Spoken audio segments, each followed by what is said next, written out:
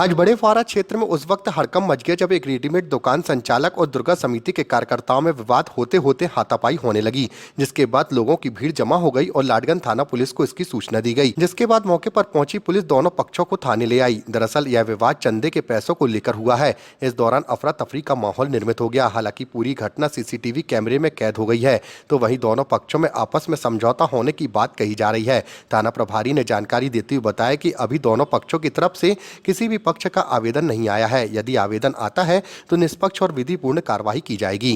तलैया की ओर से बच्चे लोग चंदा कर रहे थे, जिसमें कि कुछ दुकानदार के ऊपर से कुछ बच्चों की तरफ से विवाद दोनों का हुआ।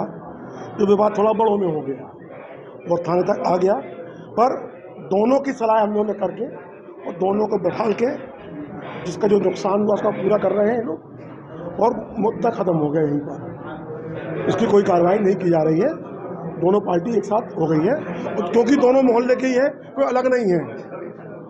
इसीलिए जी दोनों की तरफ कोई शिकायत दर्ज कराई नहीं, कोई शिकायत दर्ज नहीं है। दोनों समन्वय अच्छा हो गया दोनों में, और दोनों एक ही परिवार के लोग हैं, परिवार से हटके नहीं है कोई। हमारी दुकान बड़े फुहारे में गुलाबचंद मार्केट राजा बाबू गारमेंट के नाम से है।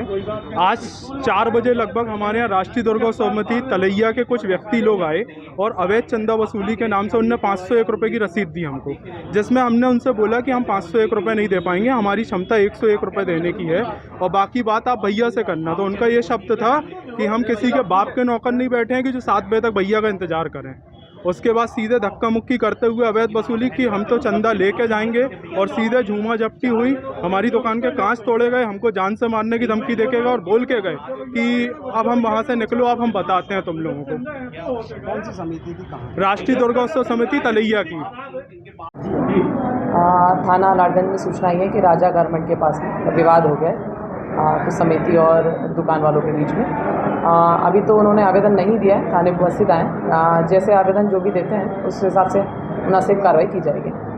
दोनों पक्ष आए थे यहाँ पे, दोनों पक्ष के बीच में कुछ समझौता है?